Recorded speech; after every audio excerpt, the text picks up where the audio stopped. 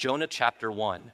Now the word of Yahweh came to Jonah the son of Amittai, saying, Arise, go to Nineveh, the great city, and call out against it, for their evil has come up before me. Yet Jonah arose to flee to Tarshish from the presence of Yahweh. So he went down to Joppa, found a ship which was going to Tarshish, and paid its fare and went down into it to go with them to Tarshish from the presence of Yahweh. But Yahweh hurled a great wind on the sea, and there was a great storm on the sea, so that the ship gave thought to breaking apart. Then the sailors became fearful, and every man cried to his God, and they hurled the cargo which was in the ship into the sea to lighten it for them. But Jonah had gone down below into the innermost part of the vessel, lain down and fallen deep asleep. So the captain came near to him and said to him, How is it that you are deeply sleeping? Arise, call on your God. Perhaps your God will be concerned about us, so that we will not perish. Then each man said to the other, Come, let us have the lots fall, so we may know on whose account this calamitous evil has struck us. So they had the lots fall, and the lot fell on Jonah. Then they said to him, Tell us now, on whose account has this calamitous evil struck us? What is your occupation? And where do you come from? What is your country? From what people are you? And he said to them, I am a Hebrew, and I fear Yahweh, the God of heaven, who made the sea and the dry land. Then the men became greatly fearful, and they said to him, What is this you have done? For the men knew that he was fleeing from the presence of Yahweh, because he had told them. So they said to him, What should we do to you that the sea may become quiet for us? For the sea was becoming increasingly stormy. So he said to them, Lift me up and hurl me into the sea. Then the sea will become quiet for you. For I know that on account of me this great storm has come upon you. However, the men rowed desperately to return to dry land, but they could not, for the sea was becoming increasingly stormy against them.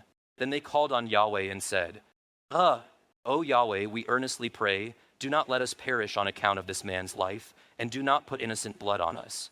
For you, O Yahweh, as you have pleased you have done. So they lifted Jonah up and hurled him into the sea, and the sea stood still from its raging. Then the men greatly feared Yahweh, and they offered a sacrifice to Yahweh and made vows. And Yahweh appointed a great fish to swallow Jonah, and Jonah was in the stomach of the fish 3 days and 3 nights. Jonah chapter 2. Then Jonah prayed to Yahweh his God from the stomach of the fish. And he said, I called out of my distress to Yahweh, and he answered me. I cried for help from the belly of Sheol. You heard my voice. For you had cast me into the deep, into the heart of the seas, and the currents surrounded me. All your breakers and waves passed over me. So I said, I have been driven away from your sight. Nevertheless, I will look again toward your holy temple. Water encompassed me to my very soul. The great deep surrounded me. Weeds were wrapped around my head. I went down to the base of the mountains. The earth with its bars closed behind me forever. But you have brought up my life from the pit, O Yahweh my God. While my soul was fainting within me, I remembered Yahweh, and my prayer came to you, to your holy temple. Those who regard worthless idols forsake their loving kindness. But as for me, I will sacrifice to you with the voice of thanksgiving. That which I have vowed I will pay. Salvation belongs to Yahweh. Then Yahweh spoke to the fish, and it vomited Jonah up onto the dry land. Jonah chapter 3. Now the word of Yahweh came to Jonah the second time, saying, Arise, go to Nineveh, the great city, and call out to it this very call which I am going to speak to you. So Jonah arose and went to Nineveh according to the word of Yahweh. Now Nineveh was an exceedingly great city, a 3 days' walk.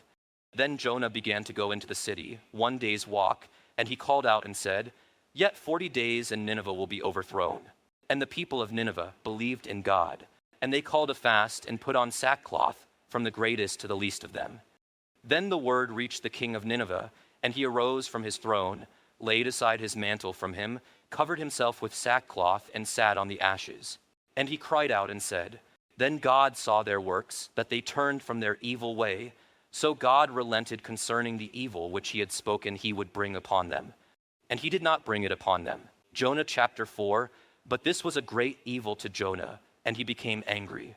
And he prayed to Yahweh and said, O Yahweh, was not this my word to myself while I was still in my own land? Therefore I went ahead to flee to Tarshish, for I knew that you are a gracious and compassionate God, slow to anger and abundant in loving kindness, and one who relents concerning evil. So now, O Yahweh, please take my life from me, for death is better to me than life. And Yahweh said, Do you have good reason to be angry?" Then Jonah went out from the city and sat east of the city. And there he made a booth for himself and sat under it in the shade until he could see what would happen in the city. So Yahweh God appointed a plant, and it came up over Jonah to be a shade over his head to deliver him from his miserable evil. And Jonah was extremely glad about the plant. But God appointed a worm at the breaking of dawn the next day, and it struck the plant, and it dried up. Then it happened that as the sun rose up, God appointed a scorching east wind, and the sun struck down on Jonah's head, so that he became faint and asked with all his soul to die, and said, "Death is better to me than life." Then God said to Jonah, "Do you have good reason to be angry about the plant?" And he said, "I have good reason to be angry, even to death." Then Yahweh said, "You had pity on the plant for which you did not work, and which you did not cause to grow, which came to be overnight and perished overnight. So should I not have pity on Nineveh, the great city, in which there are more than 120,000 persons who do not know the difference between their right and left hand, as well as many animals?